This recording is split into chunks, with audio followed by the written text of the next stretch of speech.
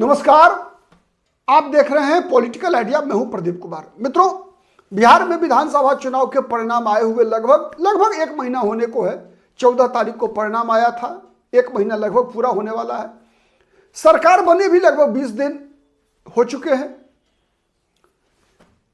सरकार बनने के बाद से एक विशेष चीज जो देखी जा रही है कि लगातार एआईएमआईएम असदुद्दीन ओवैसी ने कई बार नीतीश कुमार की प्रशंसा की है, नीतीश कुमार की तारीफ के पुल बांधे हैं, नीतीश कुमार को अपनी पार्टी का, अपने विधायकों का समर्थन अनकंडीशनल देने का इशारा किया है। साथ ही एआईएमआईएम के जो विधायक हैं अपने स्तर पर भी, व्यक्तिगत स्तर पर भी लगातार नीतीश कुमार की प्रशंसा कर रहे हैं। कई विधायक हैं।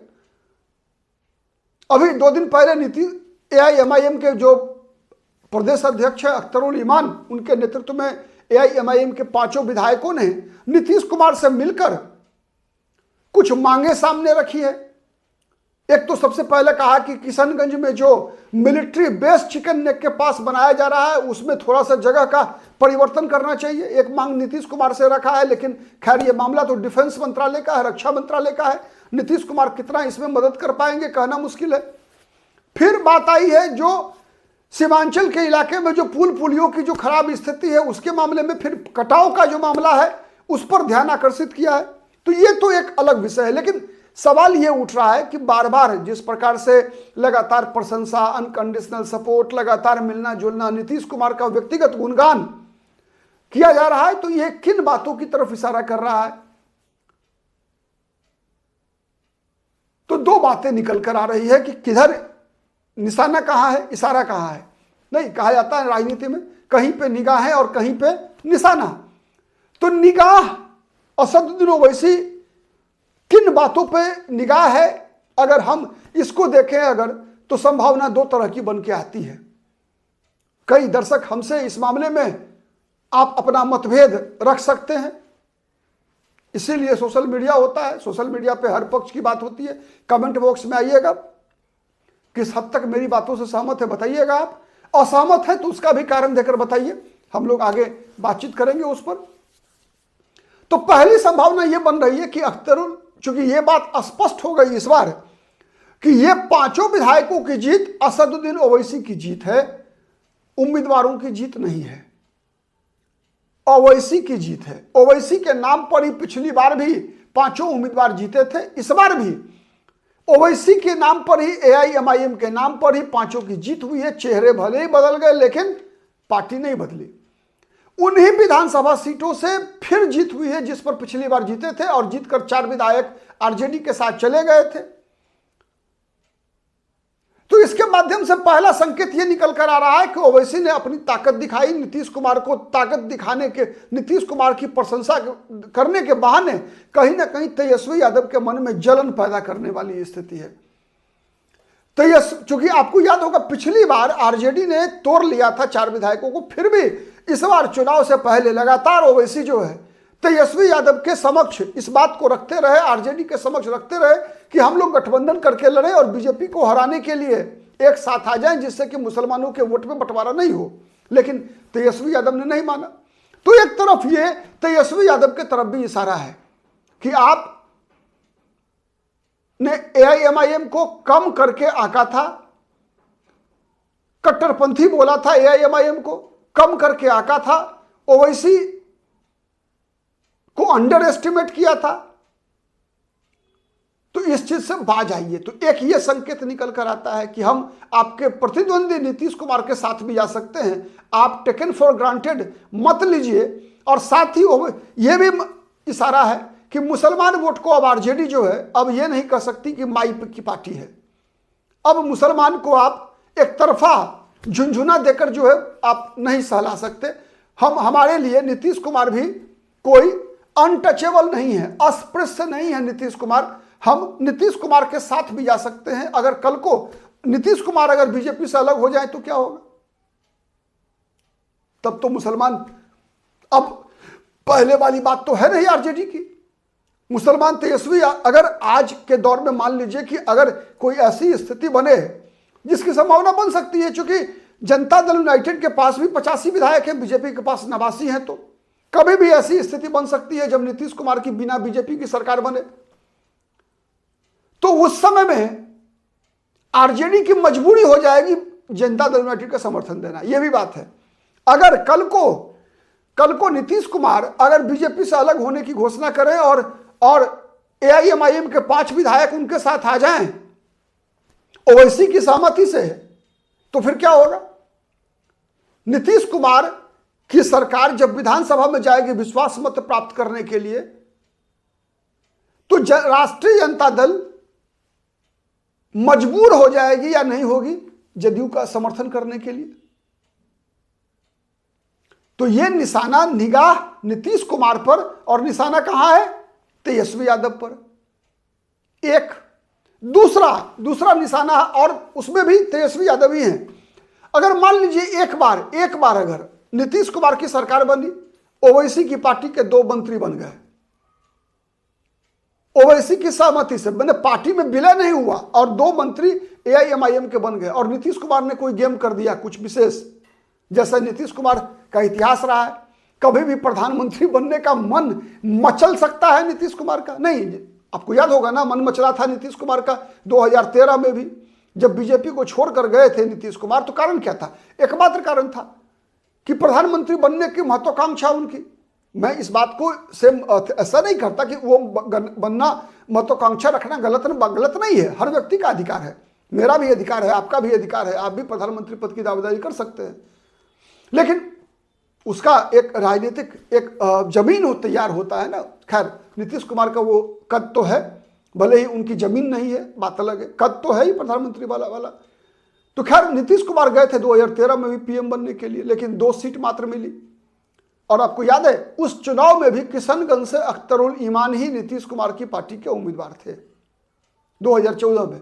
लेकिन अख्तरुल ईमान ने बीच चुनाव कांग्रेस के उम्मीदवार मौलाना असरारुल हक के समर्थन में अपनी दावेदारी वापस ले ली थी। खैर, वो इतिहास है। फिर 2022 में जब नीतीश कुमार बीजेपी को छोड़कर गए थे कि बीजेपी वाला मेरा पार्टी तोड़ रहा है, उस बार भी जब इंडिया अलायंस बनाने गए थे तो प्रधानमंत्री पद पर ही निशाना था नीतीश कुमार का। लेकिन लालू यादव ने नीतीश कुमार के माने सपनों पर पानी फेर दिया था, यह बोलकर कि इस बारात के दुल्हा तो राहुल गांधी बनेंगे। नीतीश कुमार के सपना पर पानी फेर दिया था। खैर, नीतीश कुमार का वो कभी भी जो अतृप्त इच्छा है, ठीक है, वो कभी भी पूरा करने के लिए नीतीश कुमार हर वो रिस्क ले सकते हैं। तो अगर इस बार भी फिर कोई रिस्क ले लिया कि नहीं यार, विपक्ष में कोई उम्मीदवार नहीं है जो मोदी का मुकाबला कर सके, नीतीश कुमार को लग गया अगर 2027-28 आते कि अब कोई जो है नरेंद्र मोदी का मुकाबला राहुल गांधी नहीं कर सकते, अखिलेश यादव नहीं कर सकते, ममता बनर्जी नहीं कर सकती, कोई केजरीवाल नहीं कर सकते, तो बचता कौन है? बचता है नीतीश कुमार। तो नीतीश कुमार अगर चल दिए अगर उधर, तो तेजस्वी यादव हंस के हो रो के हो नीतीश कुमार का समर्थन करेंगे कि नहीं करेंगे, बताइए आप। और जब ऐसा कुछ होगा तो मान लीजिए अख्तरुल ईमान को नीतीश कुमार ने बना दिया डिप्टी सीएम, अगर किसी भी एआईएमआईएम के विधायक को डिप्टी सीएम बना दिया, तो फिर क्या बचाइए बताइए कि भविष्य के लिए कभी भी आज, चूंकि भविष्य तो किसी ने देखा नहीं, लेकिन तत्काल 10-20 साल के लिए तो मुसलमान वोट तेजस्वी यादव से अलग हो ही जाएगा ना, गारंटी है उसकी, है या नहीं है बताइए। तो इसीलिए ये एक कारण बन रहा है, ठीक है, कि भारतीय जनता पार्टी, राष्ट्रीय जनता दल और नीतीश कुमार के त्रिकोण में ओवैसी और एआईएमआईएम कहीं ना कहीं ताकत नीतीश कुमार को देने का प्रयास है। ये सब जिस रूप में दिख रहा है उसमें एक ये हो सकता है। दूसरा कारण यह भी हो सकता है, कई एआईएमआईएम के समर्थकों को यह बात पसंद नहीं आएगी कि नीतीश कुमार एआईएमआईएम के विधायक को तोड़ने की कोशिश कर रहे हो, यह भी संभव है। तो यह संकेत दिया जा रहा है कि आप तोड़िए मत, हम तो आप ही के हैं। जैसे नीतीश कुमार कहते हैं ना, नीतीश सबके हैं, तो नीतीश कुमार के साथ मधुर संबंध शुरू से ही बनाकर रखना चाहते हैं ओवैसी, जिससे कि उनकी पार्टी को, चूंकि नीतीश कुमार बिहार में एक ऐसे राजनेता है मित्र जिसने हर पार्टी को तोड़ा है, एक भी पार्टी, राष्ट्रीय जनता दल को भी कोई पार्टी ऐसी नहीं है जिसको बिहार में नीतीश कुमार ने नहीं तोड़ा है। तो कौन जानता है कि इस बार AIMIM को तोड़ना नीतीश कुमार के भाग्य में हो, यह भी संभव है। तो यह भी एक पक्ष है कि इसीलिए बार बार प्रशंसा कर रहे हैं ओवैसी और अख्तरुल इमान, और मिल रहे हैं, जुल रहे हैं, ठीक है, कि एक ऐसा संबंध बना के रखें जिससे कि नीतीश कुमार को यह एहसास दिलवाया जा सके कि भैया हमको मत तोड़ना, हम तो आप ही के हैं। ठीक है, तो यह भी एक बहुत बड़ा कारण हो सकता है, फैक्टर हो सकता है, जिस कारण से नीतीश कुमार को लगातार खुश करने का प्रयास जो है ओवैसी की तरफ से, AIMIM की तरफ से किया जा रहा है। तीसरा एक और विषय है कि ओवैसी की पार्टी के जितने भी विधायक हैं वो ये चाह रहे हो कि नीतीश कुमार इस बहाने नीतीश कुमार को इतना सम्मान दो। नीतीश कुमार चूंकि है क्या, नीतीश कुमार थोड़ा मतलब इगोइस्ट नेता है। इगोइस्ट मतलब ऐसे लोग होते क्या है ना, कि ऐसे लोगों को आप धमकी देके नहीं झुका सकते, लेकिन ऐसे लोगों का दिल जरूर जीत सकते हैं आप। ठीक है, दिल कई प्रकार से जीतने की परंपरा रही है राजनीति के क्षेत्र में। उसमें एक यह भी तरीका है कि नेता को खुश करके रखो। और नीतीश कुमार इस मामले में, ठीक है, भगवान शिव के जैसे आप कह सकते हैं वाला कुछ गुण जो है नीतीश कुमार के अंदर है। आशीर्वाद देने में नीतीश कुमार चेहरा नहीं देखते। आशीर्वाद नीतीश कुमार चेहरा देखकर नहीं देते। जो भी नीतीश कुमार की शरण में जाता है नीतीश कुमार उसको मालामाल करते हैं। मालामाल मतलब पैसा धन से नहीं कर रहा हूं मैं, मतलब मैंने कि उसको नीतीश कुमार जो है अपना आशीर्वाद देते हैं। यह इतिहास रहा है, चाहे कोई भी हो, झुक कर जो गया, हाँ ताव दिखा कर गया है कोई भी नीतीश कुमार के सामने, तो नीतीश कुमार फिर कहीं सहने वाले नहीं है। लेकिन जिसने भी नीतीश कुमार का दिल जीतने का प्रयास किया है, खुश करने का प्रयास किया है, तो नीतीश कुमार उस पर जो है काफी मेहरबान रहते हैं। तो उस नीतीश कुमार को खुश करके AIMIM के जो 5 विधायक हैं अपने क्षेत्र में विकास की योजनाओं पर काम करवा सकते हैं। कई विधायक करवाते हैं नीतीश कुमार से काम। तो ऐसा कुछ करवाए तो फिर वो जो क्षेत्र है, जो एरिया है, वहां AIMIM के विधायक, AIMIM का प्रभाव लगातार बढ़ेगा। क्योंकि डेवलपमेंट की कोई जाति नहीं होती, डेवलपमेंट की कोई धर्म नहीं होता। ठीक, तो ये सब प्रमुख कारण है जिस कारण से लगातार AIMIM के लोग, असदुद्दीन ओवैसी स्वयं लगातार नीतीश बाबू की प्रशंसा के कसीदे करे जा रहे हैं। नीतीश बाबू से मिलना जुलना, ठीक है। एक विधायक है उनके अभी, मुसब्बिर आलम, कौन है, 1 मिनट में नाम कंफ्यूज कर रहा हूं। उनके एक विधायक का नाम है जस्ट जिनका बयान आया है अभी, मोहम्मद सरवर आलम और मुर्शीद आलम, ठीक है। इन्होंने मोहम्मद तस्लीमुद्दीन साहब के दोनों बेटों को हराया है, जोकीहाट से मुर्शीद आलम ने। इन्होंने अपना राजनीतिक गुरु कहा है नीतीश कुमार को कि नीतीश कुमार मेरे राजनीतिक गुरु हैं, सबसे पहले राजनीति में उन्हीं के कारण में आया था। तो ये सब प्रमुख कारण है जिस कारण से लगातार ओवैसी साहब और ओवैसी की पार्टी के जितने भी विधायक हैं नीतीश कुमार को एकदम खुश करने में लगे हुए हैं। अब देखते हैं इसका आने वाले दिनों में इसका परिणाम क्या होता है। नज़र बना के रखिए पॉलिटिकल आइडिया पर। हमारी नज़र तो हर उस खबर पर है जिस खबर का विश्लेषण आप जानना चाहते हैं।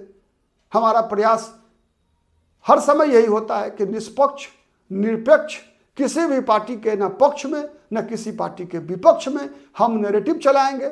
हम हर पार्टी के पक्ष और विपक्ष दोनों को आपको समझाएंगे, दिखाएंगे, ठीक है। आपको अगर हमारा विश्लेषण पसंद आता है तो प्लीज लाइक कीजिए, शेयर कीजिए, कमेंट जरूर कीजिएगा, जिससे मालूम होता रहे कि मुझसे भी कहाँ गलती होती आ रही है, ठीक है। साथ ही यदि अब तक पॉलिटिकल आइडिया को सब्सक्राइब नहीं किया है तो प्लीज सब्सक्राइब कर लीजिए। आज के लिए इतना ही, बहुत बहुत धन्यवाद।